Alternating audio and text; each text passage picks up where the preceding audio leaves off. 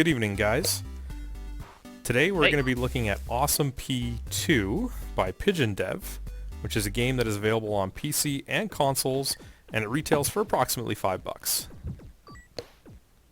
Do you need to know the plot from Awesome P1 to get into this game? Yes, absolutely. If you don't know it, Okay. you can probably order the novel off Amazon. It's about 1,000 pages. Man, this just looks like a really solid Game Boy game already. Well, Yeah. graphically anyways. I mean, the intention was to get a game Yeah. that was graphically Game Boy, and I mean, when you know that, you're not going to dock it for being like of poor quality, because No. for that aim, it's actually done quite well. Like background textures, You died. animation. Thank you, Alex.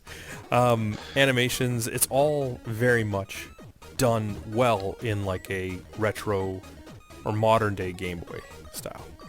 I do like the small, details of him spinning as a P, or flipping Yeah. and stuff like that while you're jumping. That's a nice touch.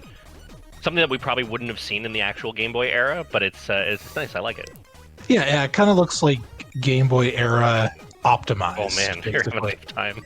And yeah, I kind of like the sort of Mario Maker difficulty vibe to it you have here, where it's more of an obstacle course, right? It's almost like if Super Meat Boy was made a little bit easier and for the Game Boy. Yeah, Casual Super Meat Boy. I really Ah. like the MIDI chiptunes type style sound they Yeah. got going too. This is great. I mean, I Yeah. definitely can't complain about anything in regards to presentation. Knowing what they're aiming for, they knocked it out of the park. It looks solid gameplay wise, but obviously we can't feel it. Only you were able to feel it. How does it control? It controls fantastic. You pretty Yeah. much have jump and double jump. That's all you have. And I guess you can also down and jump to go under, like jump below platforms. But it all is very responsive, and a lot of the game comes down to not just like say double jumping, but learning when to double jump to give yourself say a little bit of extra hang time to avoid a Yeah. projectile, Yeah. or making sure you do it at the arc of a jump to make it. So it's about precision platforming, but like the controls are absolutely what they need to be to allow you to do it. It's all going to come down to your skill and ability based on that. Yeah, which is obviously very important in making a good game rather than a Silver Surfer. I thought Silver Surfer was fantastic.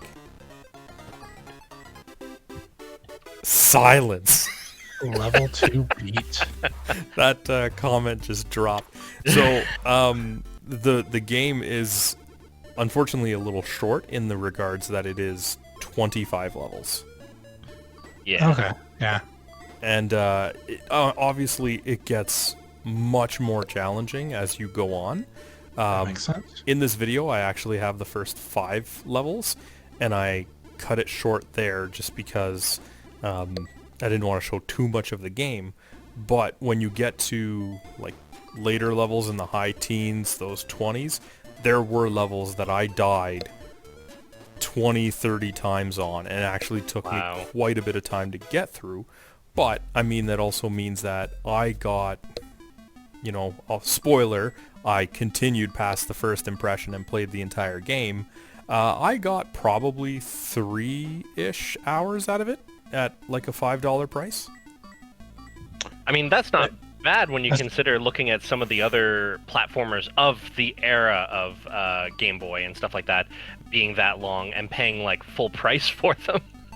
Yes, obviously that's a different era to compare to, but, if this was trying to charge anything more than that, I think it would be a tougher sell. Absolutely.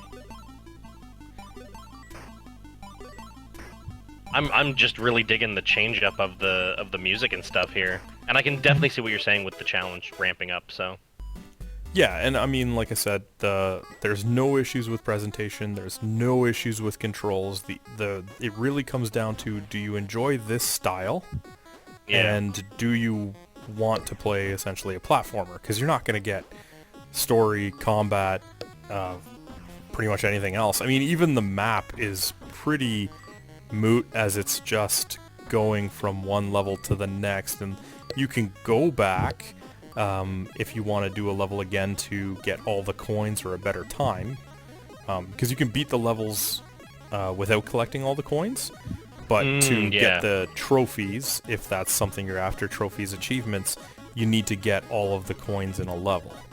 And the diamonds, I assume, then, too. The diamonds are worth 10.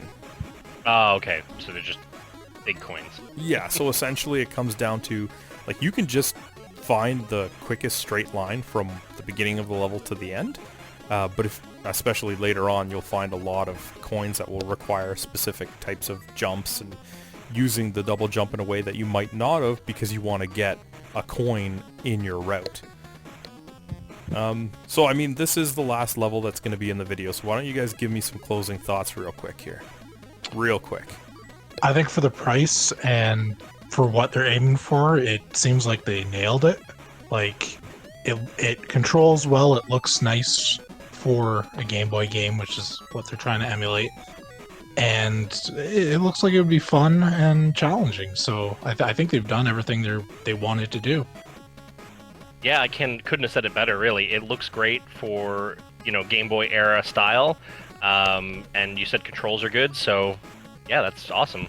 And spoiler, I did continue after the first opinion because I played through the entire game and got the Platinum Trophy. Hey, did you like that video? If you did, be sure to let us know by clicking the like button and leaving a comment. If you want to be first in line for any new content, be sure to subscribe to our channel and then hit up our Facebook page. The link's in the description below to see what's coming up next.